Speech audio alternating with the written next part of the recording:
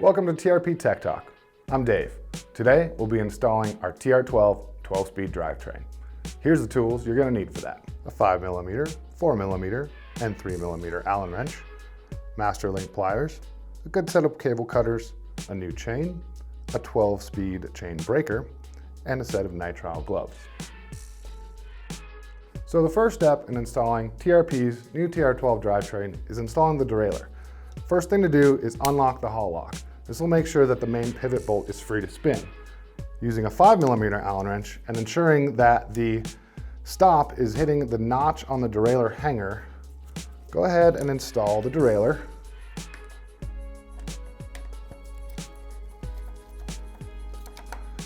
Onto the hanger.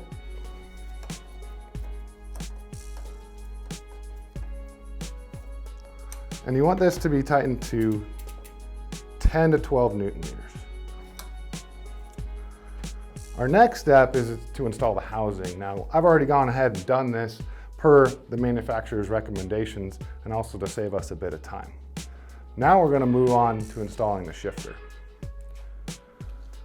The shifter is going to be mounted on the handlebar, and your preference on whether it's inside or outside of the brake lever. For this instance, I am going to mount it inboard of the brake lever.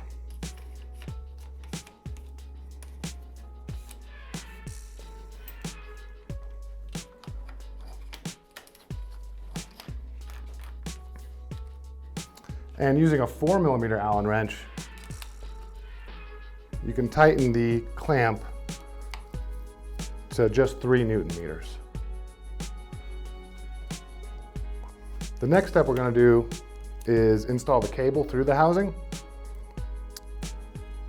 And the cable and housing and ferrules are all included with the TR12 package. I've gone and already installed ferrules onto the housing as well.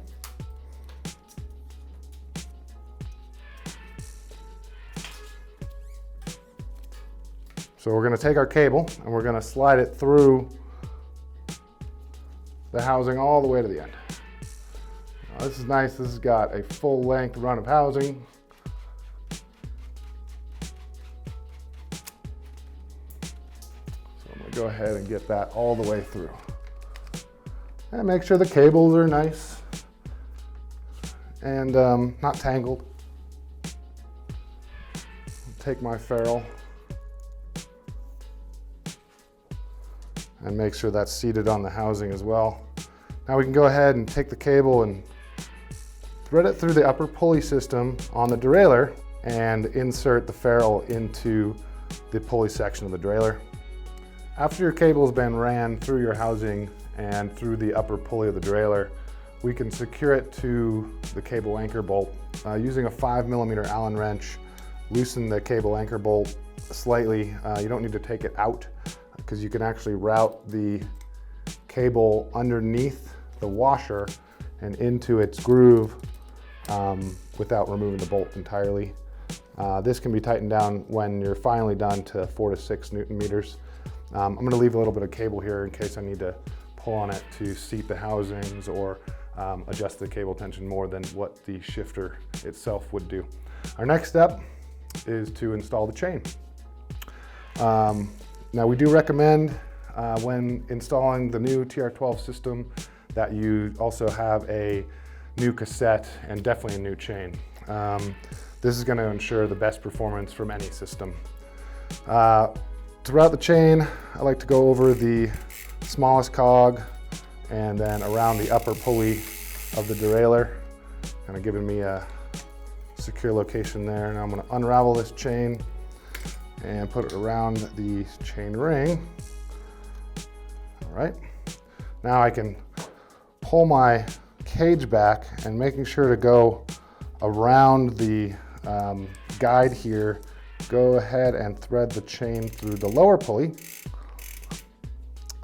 and get yourself some extra chain on the derailleur side. Now, this is where the chain length indicator comes in handy. You want to make sure that the chain length in the lowest pulley, the lowest is at the right length so that the two chain length indicators line up. They're in the same box. So we've gone ahead and got this chain to length already. I'm going to install the master links.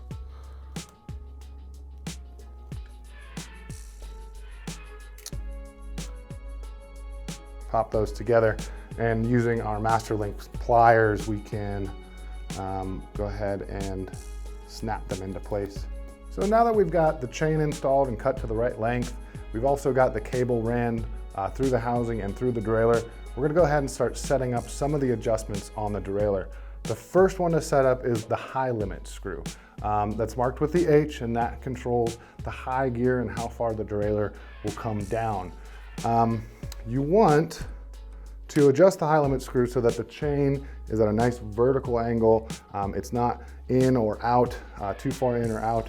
So by turning it clockwise, it'll move the derailleur closer to the next cog. By moving it counterclockwise, it will move it away. So I'm going to set this so that the chain line is nice and vertical. I can see that from this perspective very well. So now that that's set, we can start running through the gears, eventually getting to our largest cog and setting the low limit screw. I'm going to start shifting the derailleur, shifting the shifter through its gears, and then into the highest cog, largest cog, and I can set the low limit screw using a 3mm Allen wrench as well. Again, I'm going to get a vertical perspective from the back here, and tightening the screw will bring the cog closer to that lower pulley, and loosening it could potentially allow the derailleur to overshift and the train going into the spokes. We want to avoid that. That's what this screw is for. So make sure that, again, your chain line is nice and vertical and the derailleur isn't going too far out, allowing the chain to go over that last cog. So I've got the high and low limit screws set.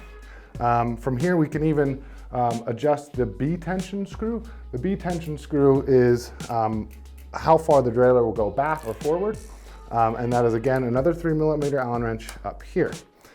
Now we've got a nice white line on the back of this derailleur on the knuckle that is designed to give you the exact position of the B tension. You want to line up the bottom of the tooth of the cassette with that white line.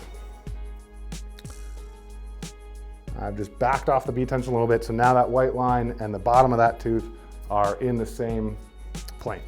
So our B tension set, our high limit screw set, our low limit screw set. Now we're going to adjust the indexing. The indexing is purely cable tension.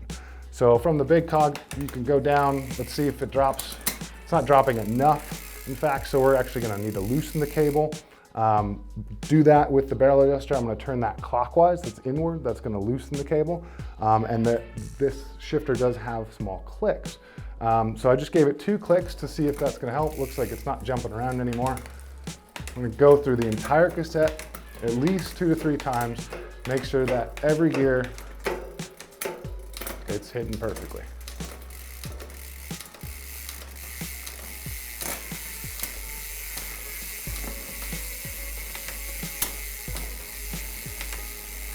I'm also going to really push it into that last gear to ensure that the chain doesn't go over into the spokes. And we've got a good shift on that. And go all the way back down and maybe give it multiple shifts.